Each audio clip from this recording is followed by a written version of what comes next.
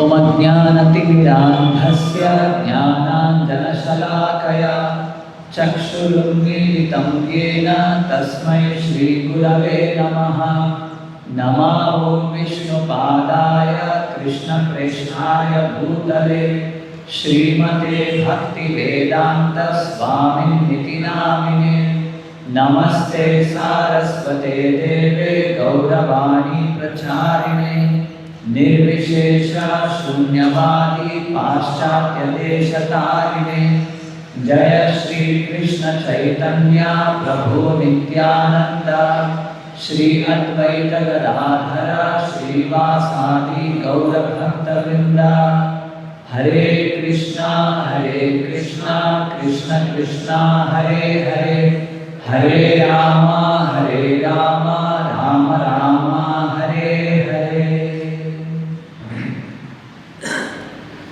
So here now we have come to the most important and what we can say, deciding time or the time of action. Now only all talking, arguments, counter arguments, all these things were happening till now. Now the final decision has come from the mouth of Mother Sati that the body, Mother Sati is addressing her father, I have received this body from you and you are an offender at the lotus feet of Lord Shiva. I cannot bear this body anymore. So what shall I do? What is Mother Sati telling? I shall give up this body. So let us recollect a recap regarding what all incidents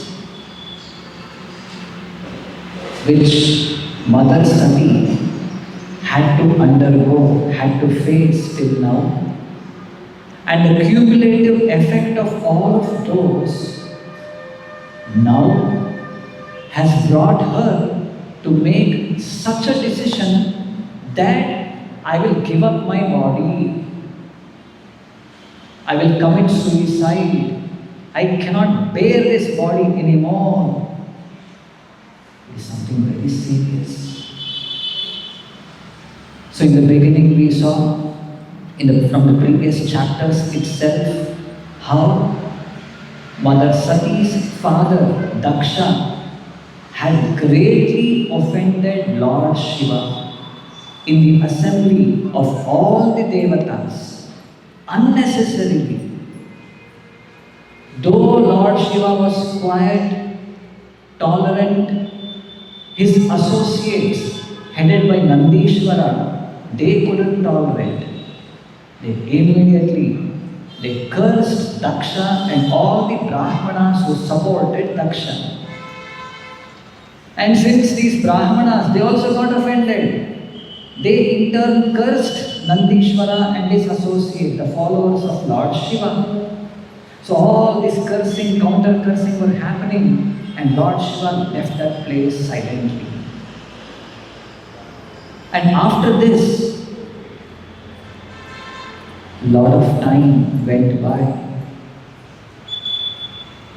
Daksha was made the chief of the Prajapatis by Brahma.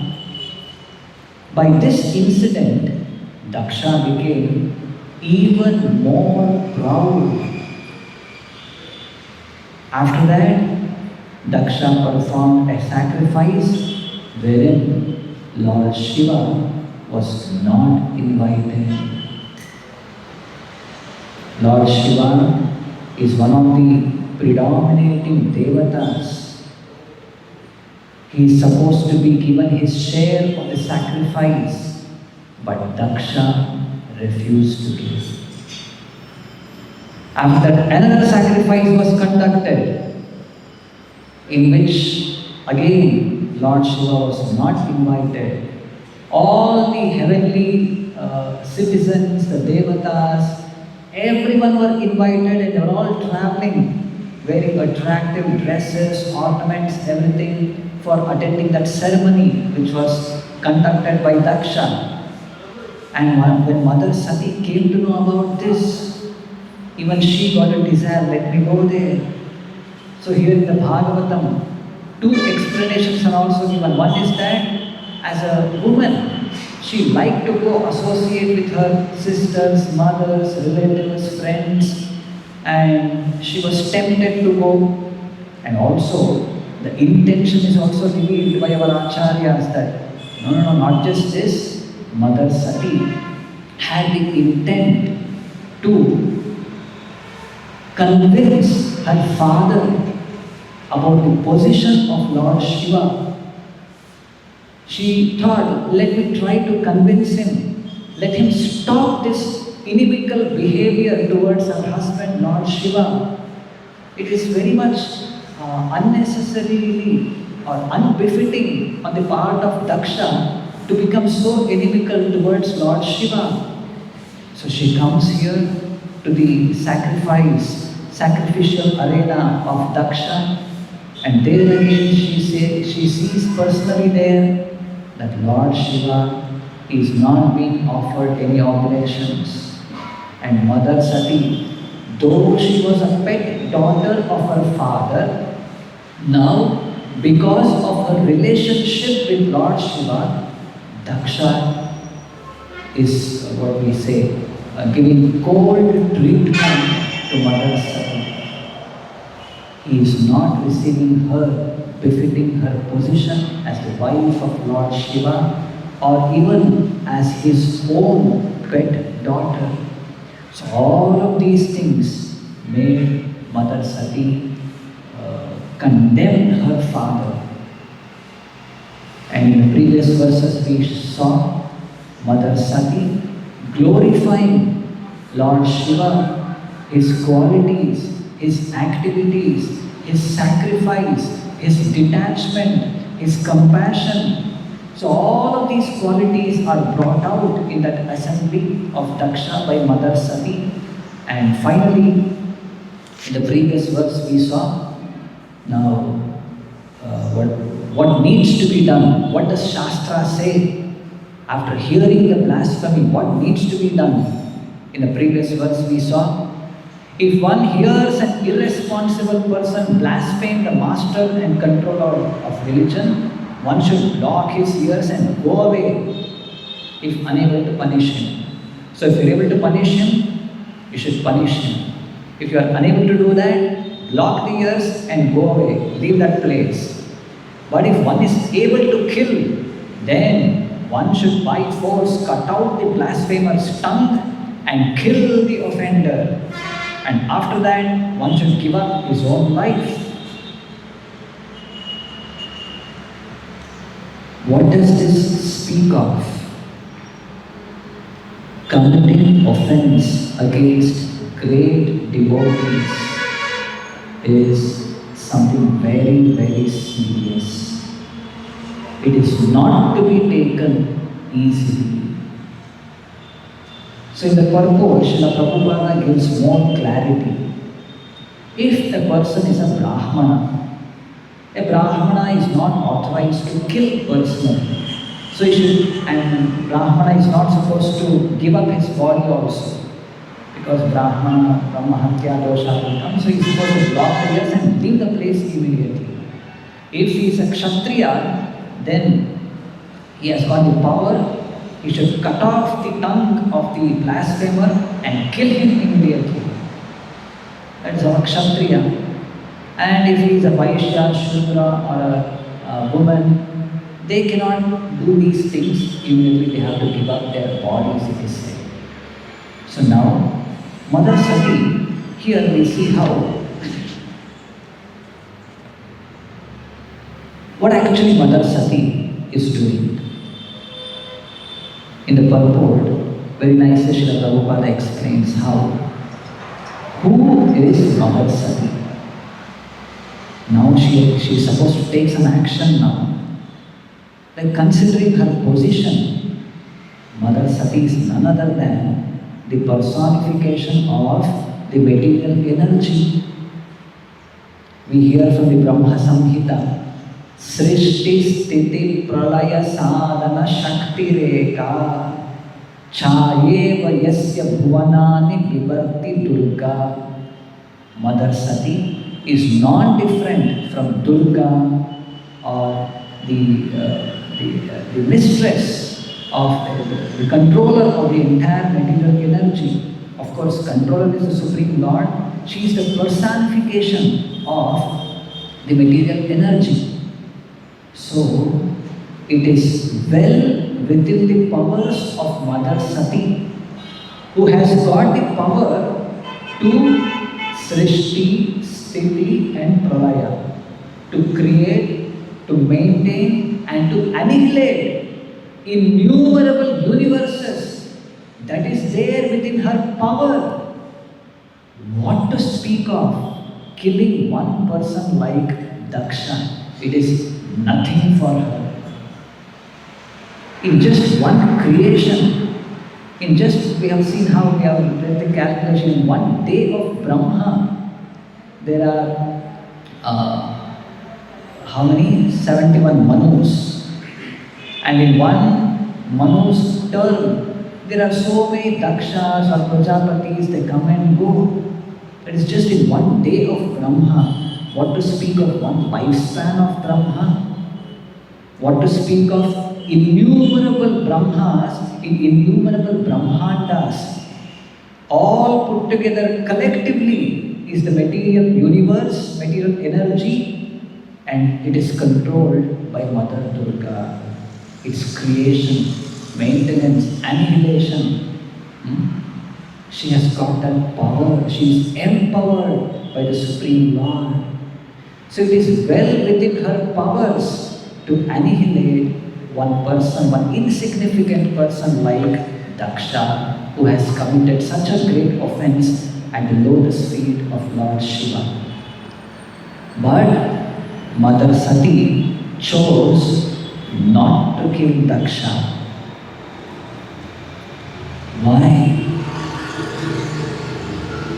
As a Kshatriya, as an administrator, as an authority, she could have done that. Being a woman, Stree. What is the point mentioned in the purport? Sometimes there are some exceptional cases also. Just like the Brahmanas, they also went ahead and killed Maharaja Veda when the situation goes out of control. Likewise, Mother Sati also now, she is so powerful, she could have done that. She did not consider this fact that she is woman, so she should not kill. But what was her consideration? Not to kill Daksha?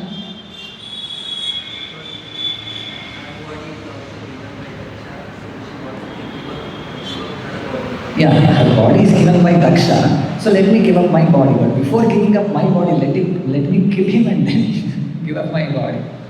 She did not do that. She thought, if I kill Daksha, it will give a bad name to Lord Shiva. Lord Shiva will not be appreciated.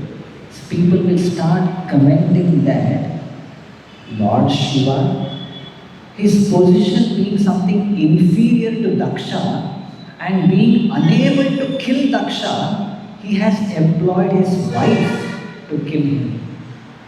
So that is a defaming for Lord Shiva. So I will not kill him. The purport is very much clear. I read it again. Since Sati was the representation of the external potency of the Lord, it was in her power to vanquish many universes, including many Dakshas. But in order to save her husband from the charge that he employed his wife Sati to kill Daksha, because he could not do so due to his inferior position, she decided to give up her body. So it will become a black mark on Lord Shiva, that Shiva unable to kill Daksha. See, because this was the understanding mindset of Daksha, that he is something superior, Lord Shiva is something inferior, his position is inferior. That was his understanding. So that was the cause for the entire whatever the incidents which took place later, the blasphemy, cursing, counter cursing, everything. And if Mother Sati takes up this action, then it will be like it will be proven. Yes, Shiva couldn't do that, so whatever. That's why he has employed Mother Sati to kill Daksha. Shiva is something inferior to Daksha. So Mother Sati, thinking in this manner, decided not to kill Daksha, but to give up her body, which was given by Daksha.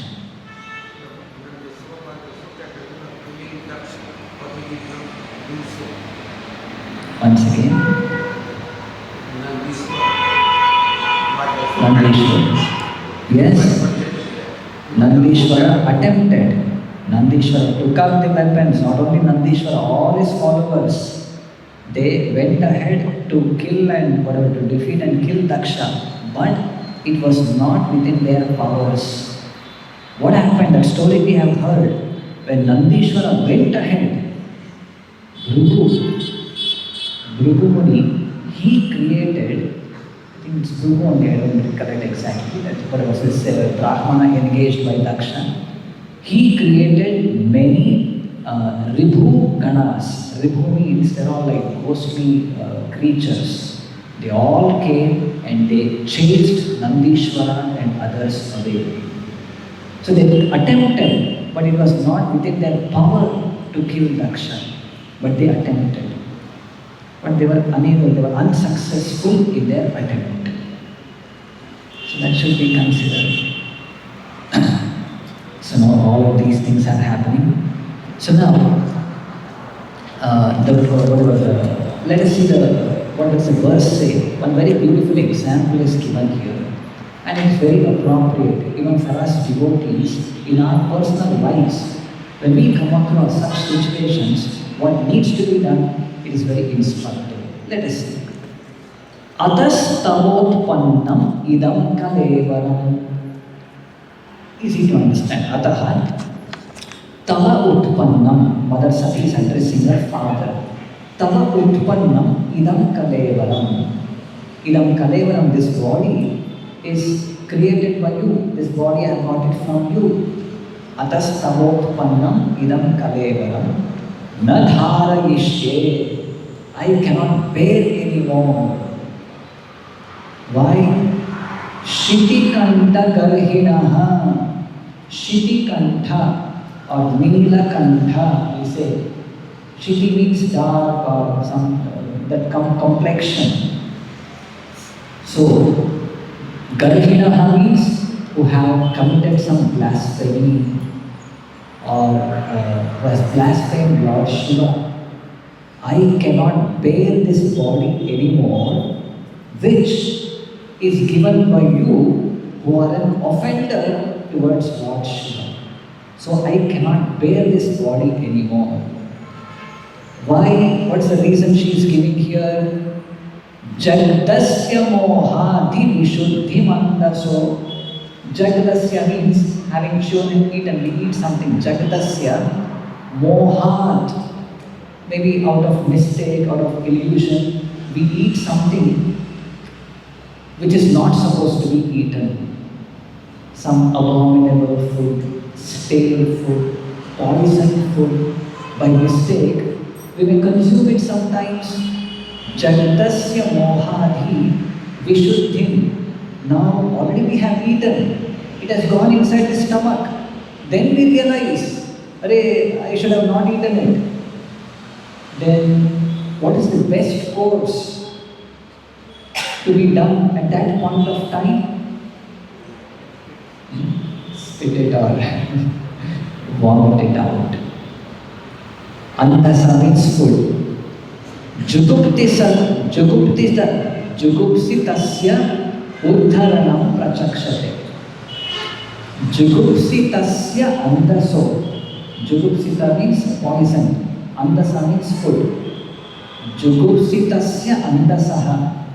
If you have eaten some poisoned food, then the best course would be tasya uddharanam.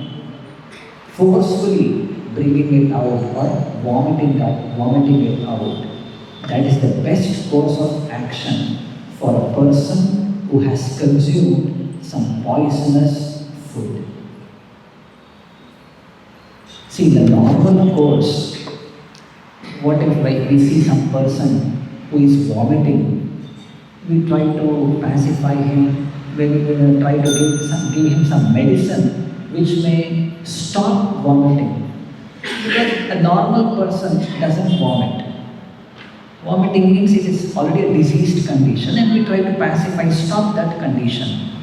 But in some extreme cases, like he has eaten some poisonous food, if it is left in that way, the poison will percolate throughout the body and a person may die. So to avoid such an extreme situation, if he is taken to a medical practitioner, he may suggest that it is better that he may vomit what he has eaten. So some purgatives may be given to induce his vomiting and he'll be informed to vomit and bring out what he has eaten earlier. So likewise, Mother Sati, this body already has received from you. What can be done now? Now you are such a person, such a great offender, I cannot bear anymore. This body, what is given from you, let me give it up, let me throw out. So this is the reason Mother Sati is giving, and she decides, let me give up my body. So, as I told you earlier, so it's something serious. That's the ultimate lesson we should learn from all of these happenings, what is taking place now with this incident. That blasphemy committed against a great Vaishnava, great devotees, is something very serious. In Bhagavatam, we see this in the case of Maharaja Ambarisha, how Durvasa Muni had to finally fall at the feet of Ambarisha. Till then, Sudarshana did not leave him. And we see this in the case of Gopala Chakravarti, who committed offense against Srivas Pandit, and because of which, within 3 days, he was struck with leprosy. And even Chaitanya Mahaprabhu did not pardon him. Ultimately, later, he was repentant and later he was pardoned. So, it is something serious. Let me tell you one story here. This actually in one book I read regarding Rajapur temple, Jagannath temple in Mayapur. They usually, devotees, they share their experiences, their personal experiences with the deities and many things like that. So there one devotee recollects and writes in a book. So maybe many of you who have visited Mayapur, you would have also seen Jagannath, Baldev, Subhadra deities in Rajapur there. It seems once one auto driver, he came there bringing some passengers, and he was a person belonging to some other community, a Mohammedan. And the devotees, they called everyone, they were distributing prasadam, they called him and they also, whatever gave him prasadam, take, he also take. And immediately he threw that prasadam and he started offending. Hey, you people worship idols, the dolls, and this is something abominable, and he started blaspheming and he went away. He threw the prasadam and went away. And it seems the next day, again he comes back. And he asks for prasadam, kindly give me prasadam, kindly give me prasadam. And the devotees, they were surprised. Where yesterday we gave it to you and you threw it away, and today you are coming and asking for it. No, no, no, yesterday I threw and went, but in night time I got a dream. See that person, white color, he started coming and he started hitting me. And that person's white color referring to Balram. And that yellow color referring to, she was telling, kill him. And that person here, that black color, leave him.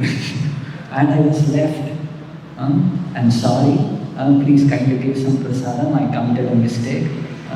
Give me some prasadam. So here, the mood we can analyze here.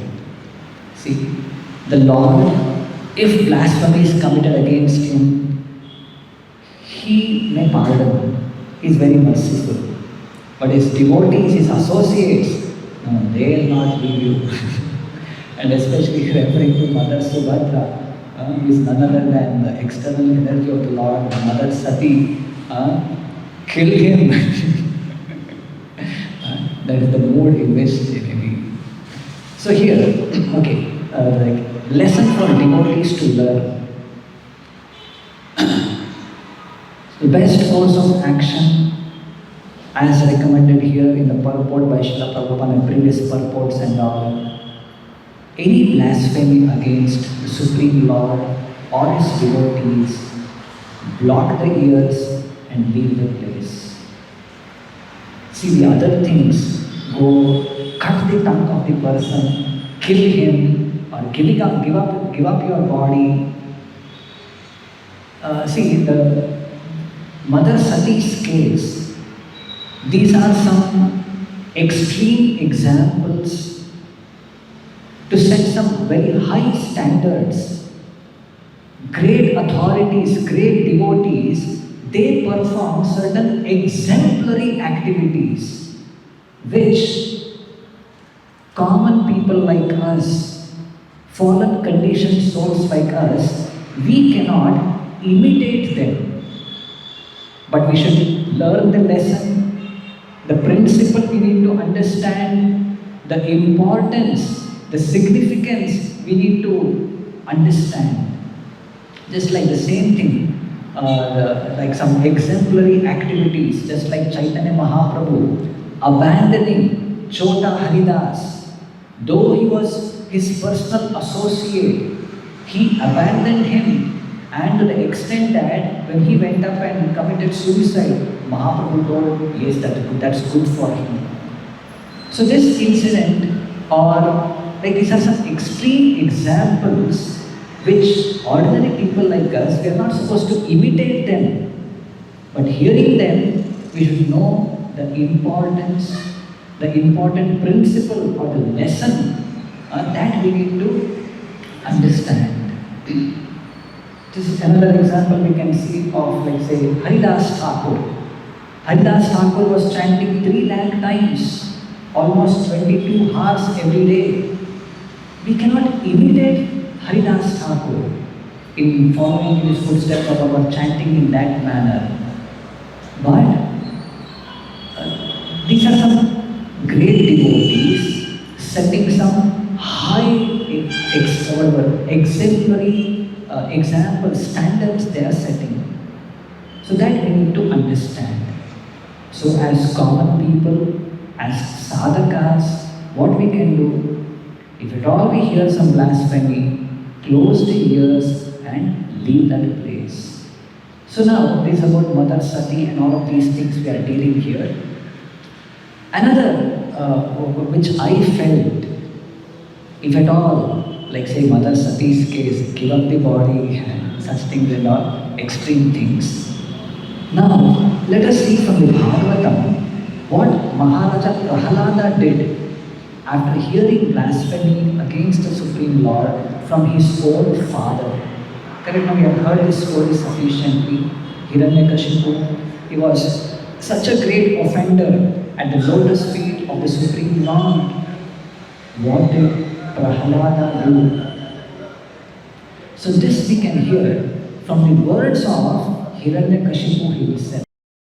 This comes in the 7th canto, chapter 5, text 37. Hiranyakashipu says, Paropi apatyam hitakrit yathaudasam swadehajo api amayavat suto ahitaha chidyantadangam tad utatmano ahitam shesham sukham jivati yad vivarchanat.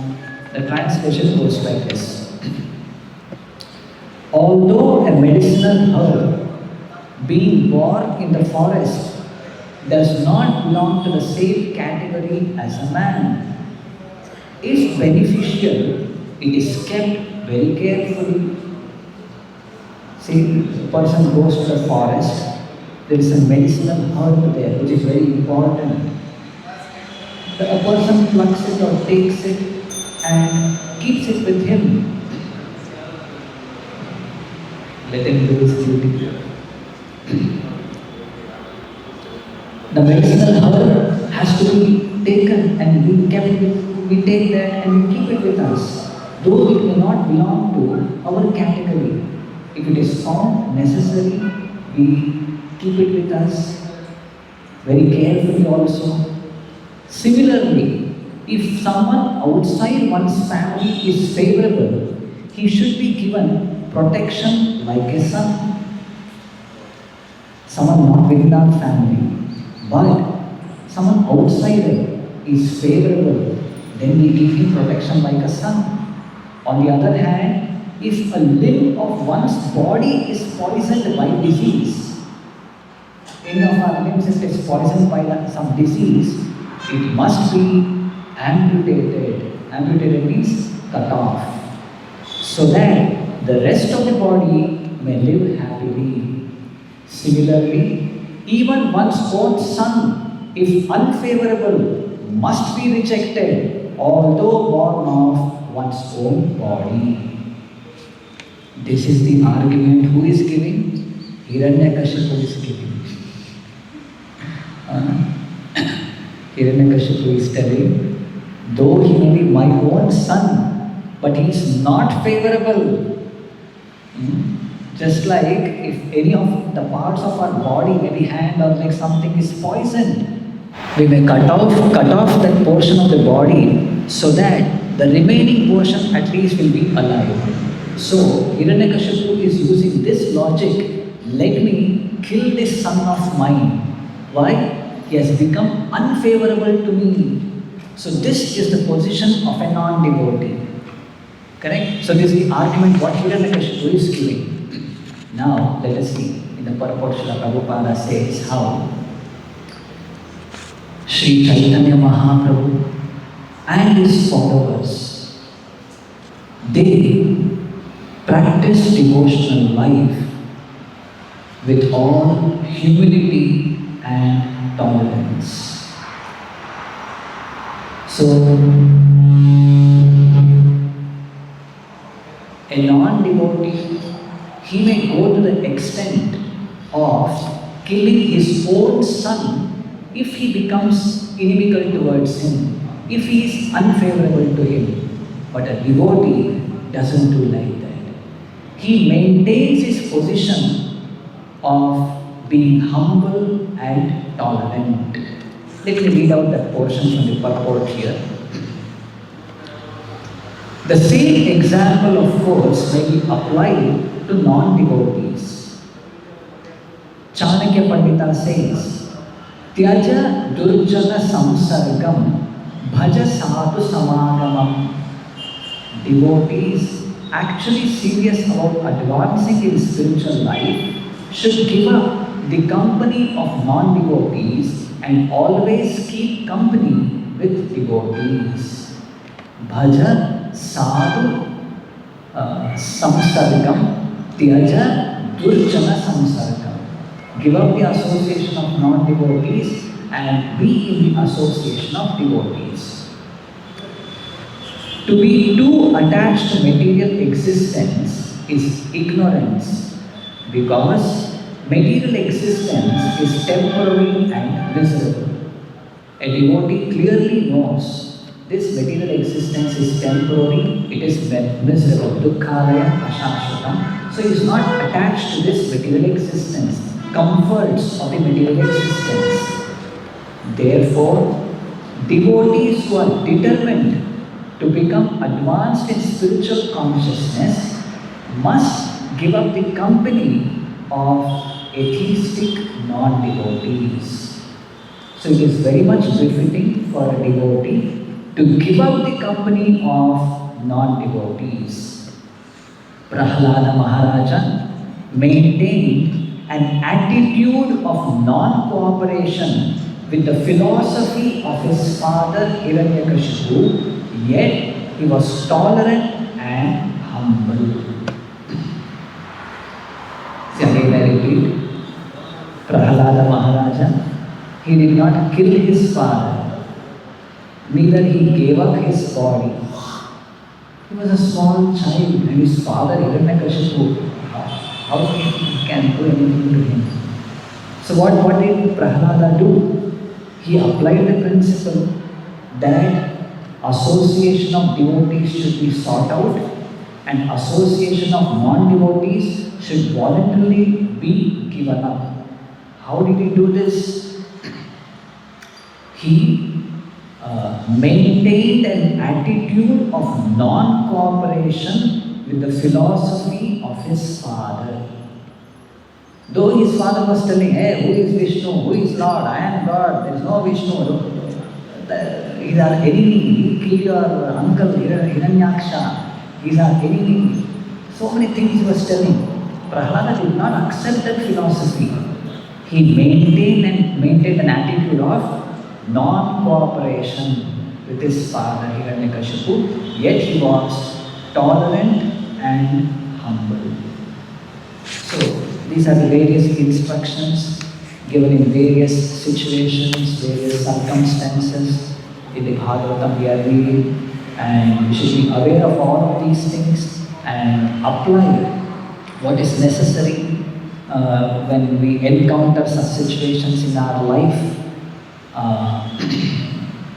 Overall, the ultimate, whatever final understanding is that blasphemy committed against great devotees is something very serious.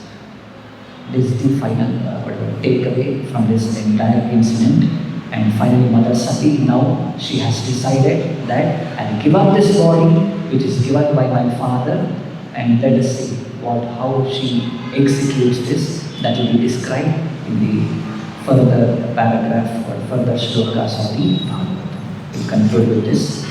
Grantraj Srimad Bhagavatam ki, Srila Prabhupada ki,